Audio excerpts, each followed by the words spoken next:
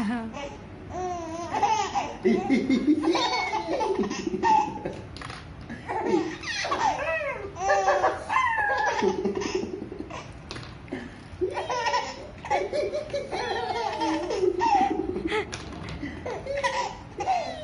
đi chậm nha, ta chạy tới đây dừng